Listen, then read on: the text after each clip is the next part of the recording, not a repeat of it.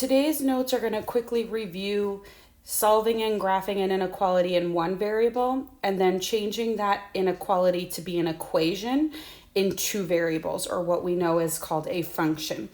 And so what we're going to look at is how the sign analysis chart could actually help us, but ultimately will lead into how can we avoid using the sign analysis and just some other knowledge that we have done in the past to help us to do quick sketches of graphs of polynomial functions. You'll also notice as we do these notes, there'll be some connection to the Desmos activity we had done before December break. At the top are just some bullets. You can kind of read through some things to think about as you're going through these notes and as you start preparing for the quiz itself. First, let's do a review of an inequality in one variable. And what you're going to notice here is this is actually already factored for us. So I'm going to go ahead and get my table ready. I'm going to get my number line ready with my critical values. So thinking about setting each factor equal to 0 to solve. So this first factor is going to give me 0. This second factor is going to give me -2. And this third factor is going to give me 3. And they will be closed circles because of the greater than or equal to.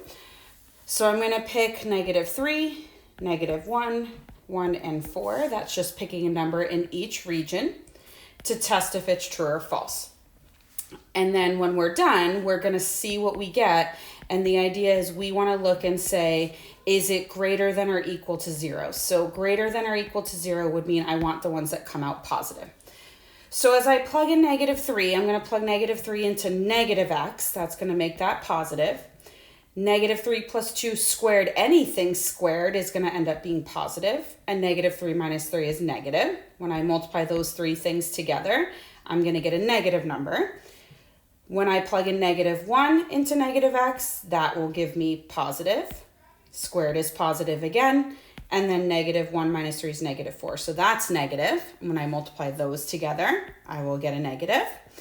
When I plug in 1 into -x, I get -1, so that'll be negative. Then again, the square is positive, and 1 minus 3 is -2.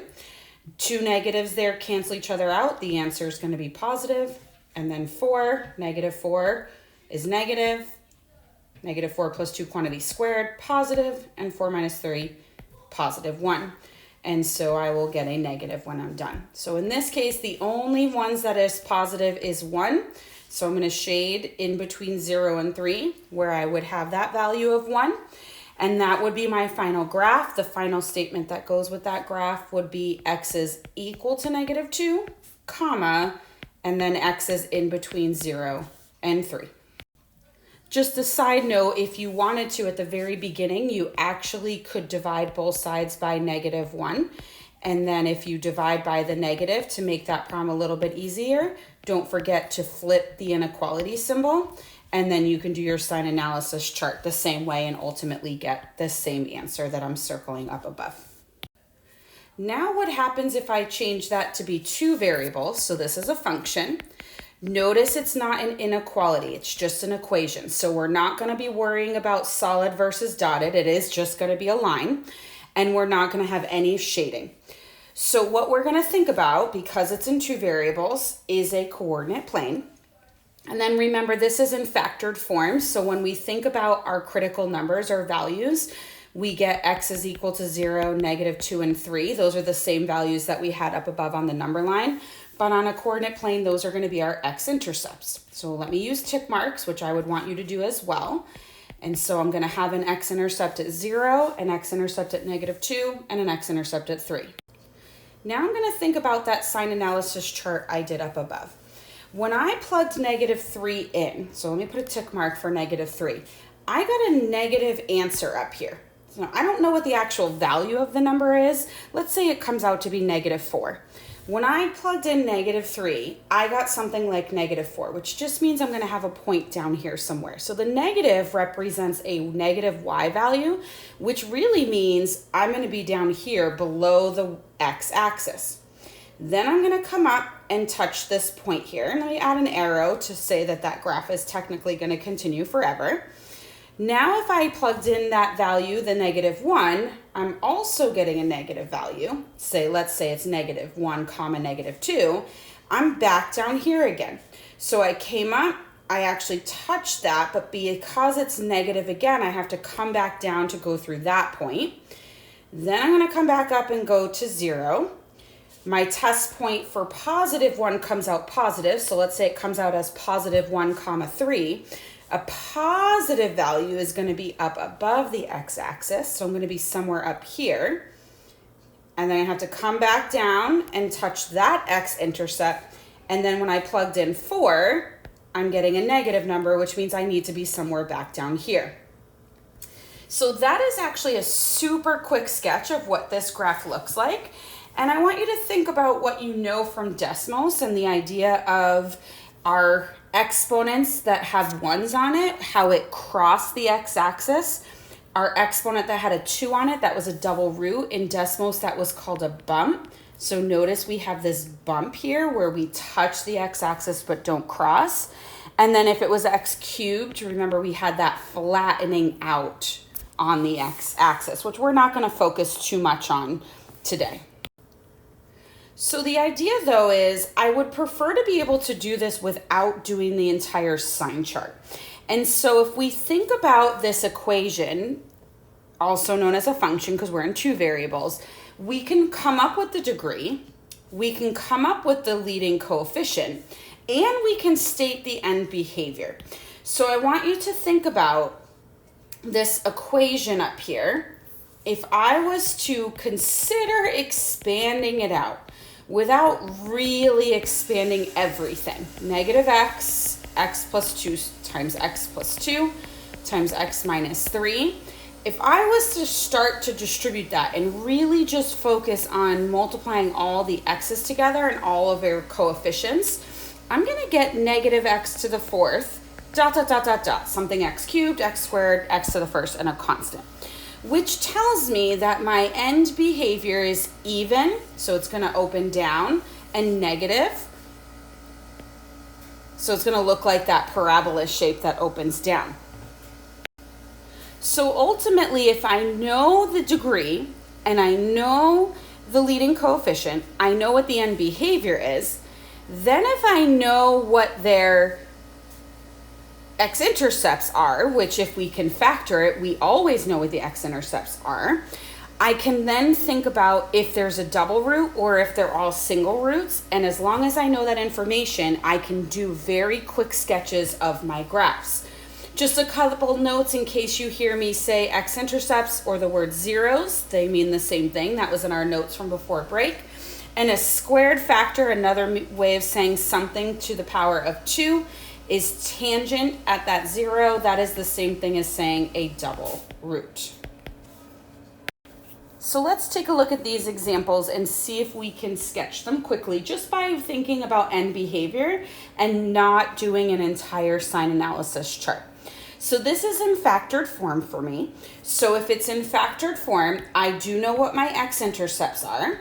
Just set each factor equal to 0. So I'm going to have an x-intercept at 0. I'm going to have an x-intercept at 2, an x-intercept at -3, and an x-intercept at 4. Please put tick marks on your x-axis. Do not put tick marks on your y because we're not going to actually talk about the height. This is going to be super quick sketches. So my concerns with the super quick sketches is what are all the x-intercepts? Do I have any double roots or bumps? And do I have the appropriate end behavior? So I know my x-intercepts. I know that I'm going to have one double root or bump at -3. So I'm just going to put a D there so I don't forget that I need to bump there and not actually cross. And now let's consider if I expand all of these out, what my leading coefficient will be and what my degree would be. So I have x times x, that's x squared. Another x plus 3 times x plus 3, so that would be x to the 3rd, and then x to the 4th, and then don't forget that times x minus 4, I would have x to the 5th. So again, just showing you without writing all of that down, x times 2 more x's times another x will give me a positive x to the 5th, which means I have a positive leading coefficient and an odd degree.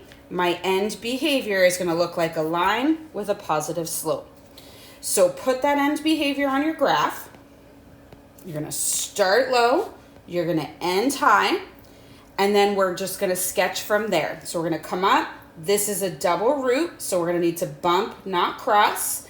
I don't care how low on your graph you go, but at some point you're going to need to turn and come and cross because it's a single root. Again, turn and cross because it's a single root, and turn and cross because it's a single root. And that is the extent of what I'm going to be looking for these graphs. Both x-intercepts, are they bumps or double roots, and do you have the appropriate end behavior? Okay, number 2 is not factored. What's nice though, because it's not factored, is I already know the end behavior. It is positive because my leading coefficient is +1, and it's odd because my degree is 3. So again, I know my end behavior. So I know I'm going to start low, I'm going to end high. So I can add that to my graph, but then I'm going to have to factor it to get my x-intercepts. So I'm going to do 2 and 2 grouping. X squared times x minus 3, take out a -4, x minus 3, which gives me x minus 3 times x squared minus 4, or x minus 3 times x plus 2x minus 2. So I'm going to have x-intercepts at 3, -2, and +2. So 1, 2, 3, -2, and +2. And none of them are double roots. They're all single roots, so we're going to cross and not bump. So we're going to come up, we're going to cross, we're going to turn and cross, we're going to turn and cross, and end in the proper end behavior. And then last but not least, there's multiple answers for this one.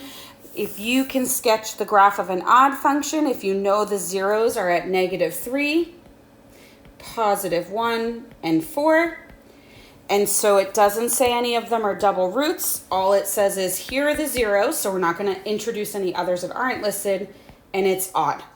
Odd means that you're either going to look like a line with a negative slope or a line with the positive slope. So I'll just do one of each because, again, there's multiple different answers. And so if I do one with a positive slope, it would look something like this. And if I did one with a negative slope, it would look something like this. So there's 2 possible answers that would work for what we're looking for in that example. So again, this is kind of just a look ahead and starting to connect what we've done in the past. Notice I've been able to sketch all of these without doing a sign analysis chart. If you really wanted to do a sign analysis chart as a way to check, for instance, if I look back at number 2, if I picked a point to the left of -2, like -3, it better come out to be a negative number because notice where my graph is. If I pick 0, it better come out to be a positive number because my graph is above the x-axis. And if I pick something in between 2 and 3, it should come out negative, and anything past 3, it should come out positive. But ideally, just knowing end behavior, you wouldn't need to do all of that work. So just a reminder, tonight's homework is going to be a review on Chapter 6. Here's the information you need to know for that quiz. Graphing inequalities in 1 and 2 variables. So just to reiterate, if it's in 1 variable, you must have a number line, final graph, and final statement. If it's in 2 variables, it will be on an XY coordinate plane. It will always be a parabola. For these, we'll never do anything higher than x squared. Pay attention to solid versus dotted, and then you will have some shading. So the quick sketches of the graphs up here, those were all equations. You will not be graphing equations on this quiz. So equations will simply be just solve, give me your answers.